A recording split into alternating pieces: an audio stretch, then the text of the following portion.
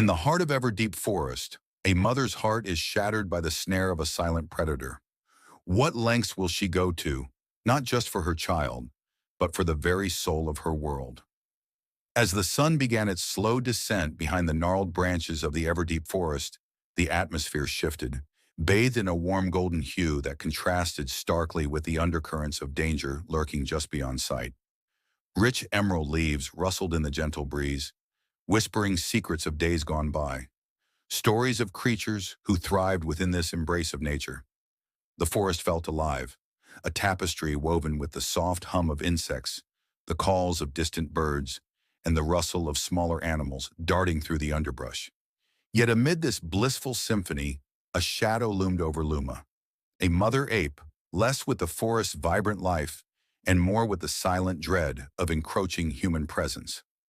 Luma was not just any mother. She emanated a grace only found in those who devoted their hearts to their families.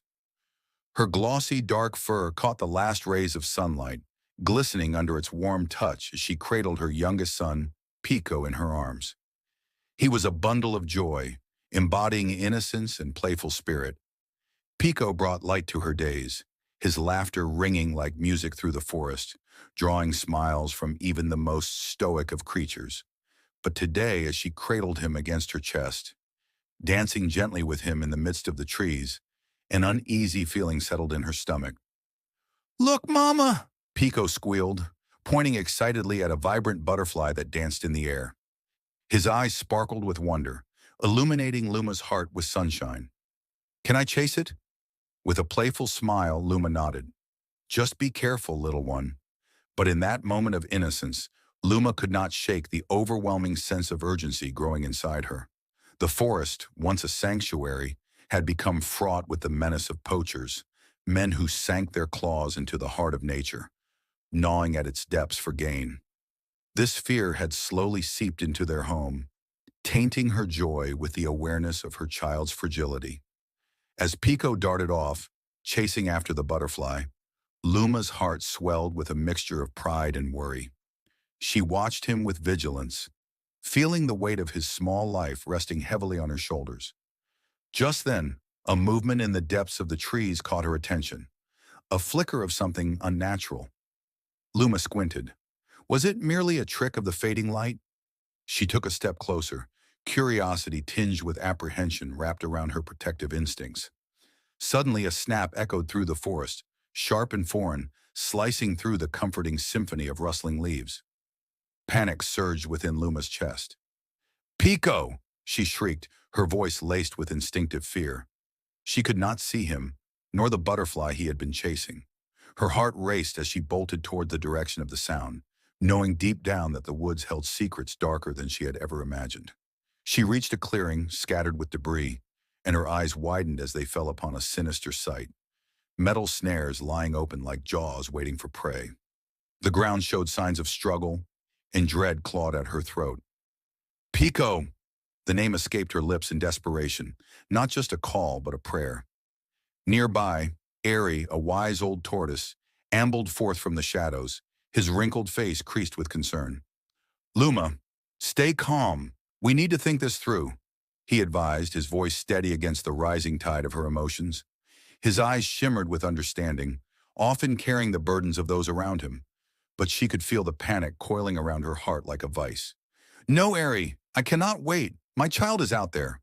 Luma's voice cracked, each word laced with a fierce maternal instinct that threatened to overwhelm her. Determination coursed through her, and she refused to yield to doubt or fear. She had to find Pico, confront whatever it was that dared to threaten them. It was then that she felt the weight of unity and resilience that connected her to the pulse of the forest, a reminder that she was not alone in this fight. She just had to rally the courage to face the looming darkness ahead. Would her bonds with the forest dwellers guide her? Would they emerge together to protect their sanctuary? The questions hung in the air, teetering just on the edge of uncertainty, inviting the listeners to lean in closer, to join Luma on her perilous journey to reclaim her family and their home. The sun dipped low, casting its golden rays across the ever-deep forest, illuminating the vibrant greens of moss-covered trunks and the glimmering surface of dewdrops clinging to leaves. "I, Luma," nestled among the branches of a sturdy fig tree, breathed in the rich scent of damp earth and sweet blossoms. It was a sanctuary, one that pulsed with the rhythm of life, yet carried an undercurrent of dread I could no longer ignore. As I closed my eyes, I felt the gentle sway of the crowding leaves, like a mother's embrace. But it was not an embrace without worry, for the echoes of the forest whispered of past troubles. From the rustling leaves, the joyful chatter of my children filled the air. Their laughter was a melody, a reminder of innocence amidst my growing fears. Pico, my youngest, filled my heart with unparalleled joy, his boundless energy igniting the quiet corners of our forest home. He would scamper through the underbrush, always looking for adventure, and it made my heart swell with pride. Yet now, as I glanced about, searching the branches in vain, I felt an unsettling darkness creeping in. Moments later, the calm was shattered. A loud crack, like the sound of thunder, reverberated through the tranquil embrace of Everdeep. Panic rose within me as I dashed towards the sound, fueled by a primal instinct to protect. There, entangled among the undergrowth, lay a gruesome sight, a poacher's snare, glinting ominously in the fading light. The sharp sound of a footfall nearby sent a chill down my spine. I pushed through the thicket and felt my heart drop. Pico was nowhere to be seen. "Luma!" A voice called my name. It was Airy, the wise old tortoise, slithering through a tunnel of ferns, her ancient eyes wide with concern. "What troubles you, dear one?" "It's Pico. He's missing." My voice trembled as I gestured towards the snares that dotted the forest floor, hidden traps that awaited the unwary. "He must have wandered too far. I can feel it in my bones." Airy studied me for a moment, her gaze penetrating yet calm, a soft wave of wisdom washing over our urgency. "You must stay cautious. The forest is fraught with dangers, both seen and unseen. We can't rush into the unknown." But the thought of my son, frightened and alone, turned my blood to ice. "Caution won't save him, Airy. We have to find him before it's too late," I pleaded. As we turned to search, a sudden rustle from the bushes startled both of us, and out rushed Kara, the young, energetic squirrel notorious for her adventurous spirit. Her bushy tail flicked nervously as her eyes darted between us. "Did someone say missing? I can help. I've seen the humans, just beyond the west clearing. They're setting traps everywhere." A spark of hope ignited within me. Kara's youthful determination could be the edge we needed. But still, a creeping doubt arose. The humans had destroyed so much. "Kara, it's dangerous. You have to stay back. They might catch you." Kara shook her head vigorously. "No, Luma, I'm not afraid. This isn't just about your son. It's about all of us." Her passion spilled forth like an unstoppable river. Surrounded by Aries' timeless wisdom and Kara's youthful resolve, I felt the weight of my fears battling with the spark of unity forming among us. Yet the urgency pulsed in my veins, a relentless reminder of what was at stake. "Then let's go!" I shouted, my voice rising above the winds of the forest.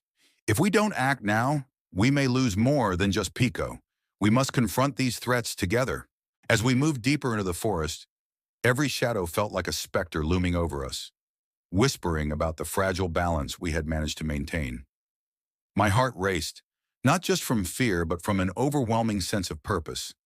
Love had sparked a fire inside me, and as we made our way through tangled vines and underbrush, I knew our fight had only just begun.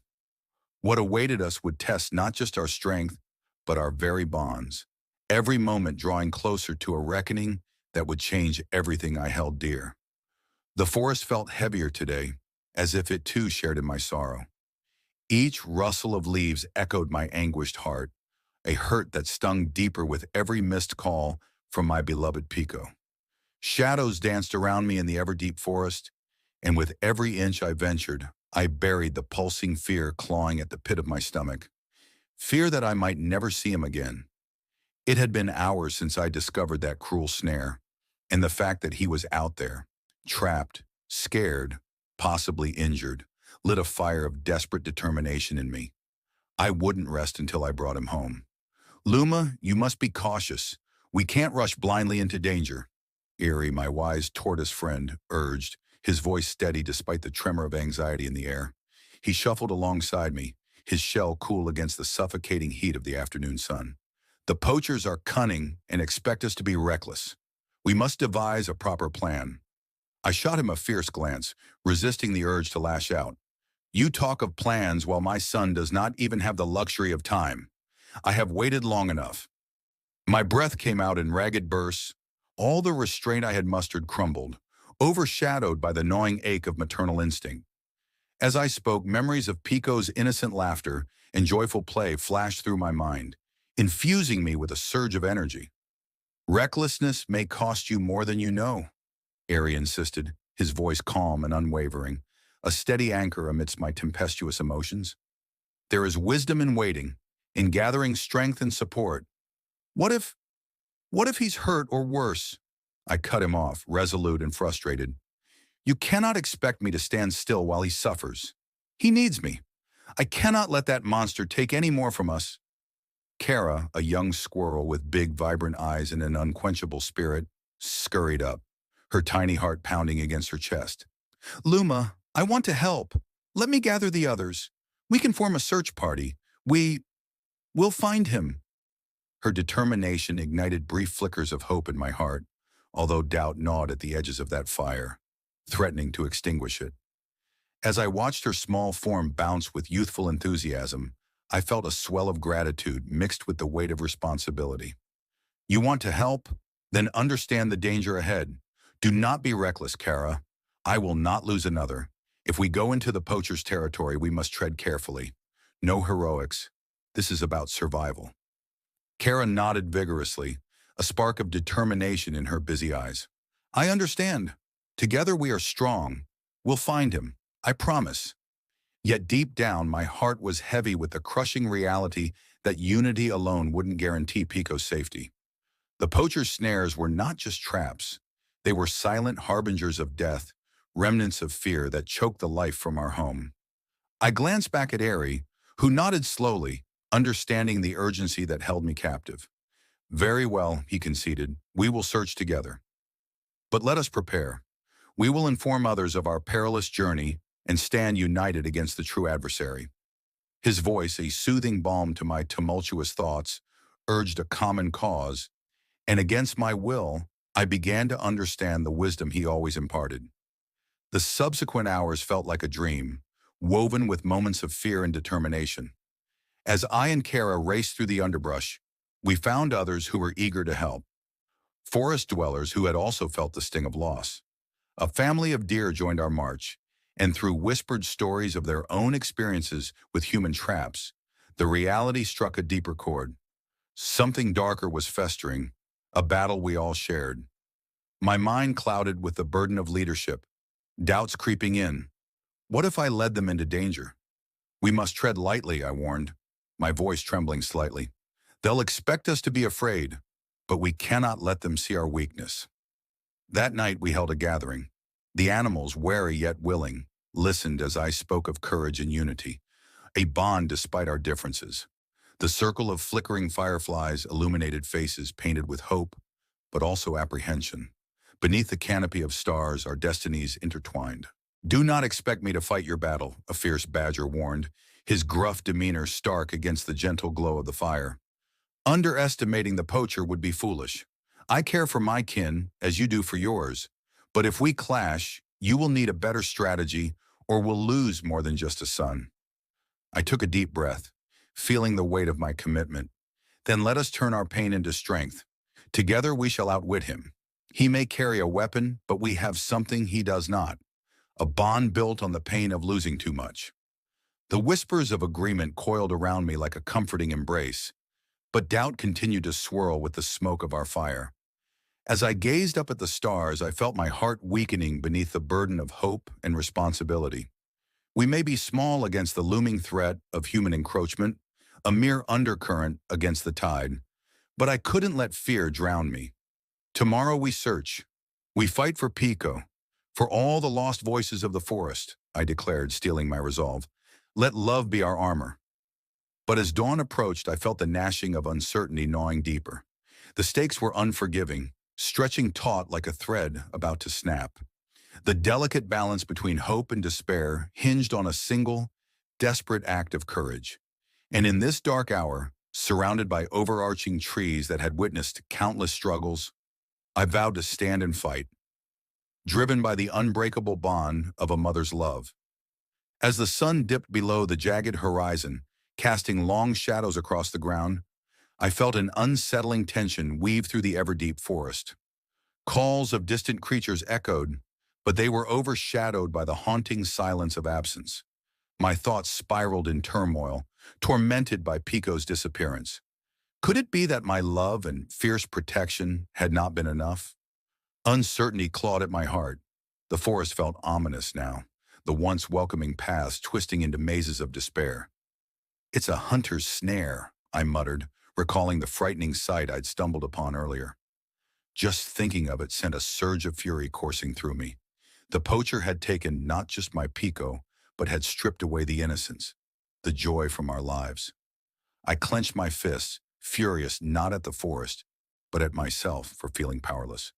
Beside me, Aries' wise old eyes bore into mine, a grounding presence amid my whirlwind of emotions. "Now is not the time for recklessness, Luma," he reminded me, his steady voice like the resonance of a slow drumbeat in the chaos. "We need to plan carefully, not only to retrieve Pico, but to ensure the safety of the whole forest." I shook my head, frustration piercing through every fiber of my being. "You don't understand. I can feel him out there, alone and frightened. We can't waste time discussing strategies. Every moment counts." The tension in the air crackled as Aries' patience wore thin. "You may sense him, Luma, but this isn't just about you and your son. There are others, many others. If you charge into the jaws of danger without a plan, you may lose much more than just your life." Kara, perched precariously nearby, her tail twitching with anxiety, piped up. "But what if we all work together? We could set traps of our own, distract him. There are so many of us." Her excitement was palpable, yet dangerously infected with naivete, reminding me of the simplicity of childhood adventures. Still, I was hesitant. "Distract him?" I almost laughed, bitterness creeping into my voice. "What's the point? The poacher is a monster, a Goliath in our ever-threatening story. He won't be fooled by our tricks." Suddenly, a rustle from the underbrush interrupted our growing clash, sending a chill along my spine. The collective breath of the forest paused, then exhaled in unison as a group of raccoons emerged, weary and battered. Their eyes reflected the same caution I felt within me. "We lost a friend to the snares last week," one of them spoke, his voice carrying the weight of shared sorrow. "Hiding won't save us. We need to fight back, together." I could see in their faces the pain of loss, a reflection of my own turmoil. Their presence ignited a flicker of hope within me, yet also uncertainty. Could we truly unite against such a formidable foe? "But what if we fail?" I whispered, the ground beneath me feeling ever more unstable. "Then we try again," Kara exclaimed, her youthful defiance igniting the fading spark of hope in my heart. She clutched the branch of a nearby tree, determination etched onto her small face. "It will only take one moment, one chance to succeed." Fueled by both fear and determination, I rallied the critters gathered around. Each critter had tales of loved ones lost to traps, variations of tragedy that connected us in our plight. This moment mattered. "So be it," I began, my voice steadying as I embraced the newfound resolve coursing through me. "Let us unite. Let us band together to face this Goliath. Together we can find Pico and send this threat back into the shadows from which he crawled." But as I uttered those powerful words, dread loomed larger than life as an unmistakable figure stalked among the trees, the poacher. I caught a glimpse of the man, bulky and shadowy, moving casually but with sinister intent. My heart raced, the combined weight of fear and anger sending my instincts into overdrive. "Now!" I hissed under my breath, silently urging my newfound allies to action. Yet before we could put our plan into motion, panic spread like wildfire through the ranks. My actions carried dire consequences. Some echoed doubts, and murmurs erupted questioning my ability to lead. I felt like a fragile thread in a great tapestry, unraveling under pressure.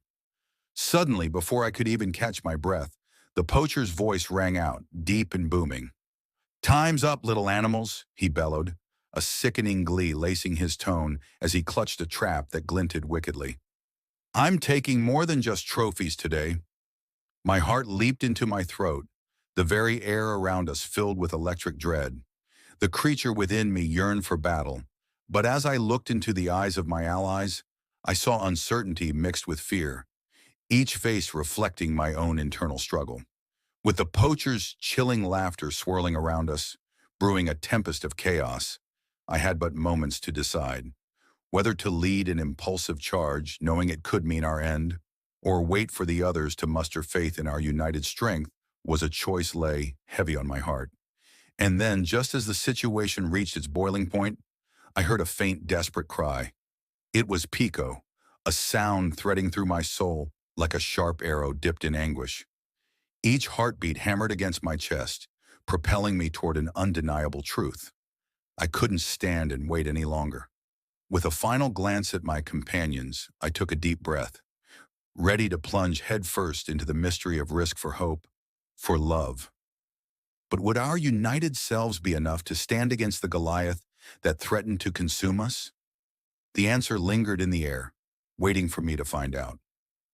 The forest was eerily silent, a weighty stillness pressing against my skin as I crouched behind a dense thicket, the pungent scent of damp earth mingling with the adrenaline coursing through me. I could feel my heart pounding, a relentless drumbeat of determination mixed with fear. Today was unlike any other. Today was the day I would confront the monster that had invaded our home, the shadow that stole Pico from me. I apprehensively glanced at my companions, Airy the tortoise, wise and steady, and Kara, the spirited squirrel, her eyes gleaming with a mix of fear and enthusiasm. We had gathered other forest dwellers, an uneasy coalition of creatures brought together by loss and shared resolve. There was Jasper, the fierce deer, his antlers silhouetted like traditional weapons, and Rosa, the cunning fox who had lost her own litter to snares. Together, we had formed a unique unity, born from the chaos that humans had wrought upon our realm. "I can't bear to wait any longer," I uttered, the desperation painting my voice with urgency. "If we don't act now, more will suffer. Pico needs me. We need to face him. Face the poacher. He won't stop unless we stop him." Airy placed a gentle, reassuring limb on my shoulder. "Luma, rushing headlong into danger won't assure Pico's safety. We have to approach this with strategy. We can't afford to be reckless." But my blood boiled at the thought of my son being trapped and afraid. I swallowed hard, remembering his playful laughter, his curious eyes, and the way his little teeth glinted when he smiled. The image fueled my resolve, driving me to oppose Airy's caution. "With respect, Airy, sometimes the ancients break their own rules. This time, love must guide us, not just wisdom." It was Kara who piped up, her youthful voice steady. "Luma's right. We can't stand by while the poacher walks freely. We owe it to Pico and all of us to stand up." A ripple of unease coursed through the group, yet the fire in my soul ignited a spark in those around me. They nodded, motivated by my fierce spirit. Our desperation joined us. As if the universe echoed my intent, the wind picked up, rustling the leaves ominously. I led the charge, pushing through the underbrush, fueled by a blend of dread and courage. The other animals trailed behind, forming a backbone of solidarity. We reached a clearing just beyond the ridge, and there he was, the poacher. He was a hulking figure, combining arrogance with brutality, busily tending to his snares. The sight of him made my blood run cold. In that moment of clarity, I understood. This was the embodiment of all I loathed, the calculation of loss embodied in a human. My heart raced as fear coiled within me, but I pushed it down. "We'll distract him while we look for Pico." "Wait," Airy cautioned, his eyes narrowing. "Let's strategize." "No!" "This ends now, Airy," I hissed, my breath coming in shallow gasps of anger. "You've led us well, but now it's time to act. If we let him see us, he'll take what's left of our spirit." Suddenly, a loud snap resonated through the air. A snare sprung, alerting the poacher. In an instant, he turned, raising his rifle like it was an extension of his own wicked soul. "What are you scurrying little vermin doing?" he spat, narrowing his eyes at us. The moment seemed frozen, a crucible of fear, bravery, desperation. The troops behind me tensed, their emotional burdens raw and heavy. But I stepped forward, feeling the fire of maternal instinct roaring to life within me. "You will not take one more of us," Kara darted in, zigzagging like a bolt of lightning. I followed her lead, capitalizing on her unpredictable movement, drawing the poacher's focus. Aerie shouted from behind, directing the others in coordinated assaults to distract. We were scattered yet synchronized, a dance of chaos against his oppressive will. "Is this what nature has become? A band of misfits trying to survive?" he taunted, his voice like gravel, mocking. "Nature is unity," I shouted back, the force of my feelings breathing courage into every creature around me. "And for us, family means everything." Then, amidst the turmoil of hooves, claws, and furious determination, I heard it, Pico's faint whimpering, trapped somewhere nearby. Panic coursed through my veins, surging beyond reason. "Kara! Aerie! To the sound!" We bolted together toward the heart of his smelly lair, the poacher's camp. As I pushed past roots and branches, the cries grew clearer, exuding a scent of fear and vulnerability that wrapped around my heart. Suddenly, I burst through a tangle of low-hanging branches, and there he was, Pico, trapped beneath a net, trembling and helpless. My heart shattered at the sight.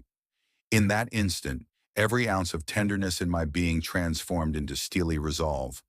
I lunged forward, but my vision blurred in a haze of rage as the poacher pursued me. "No! You're mine!"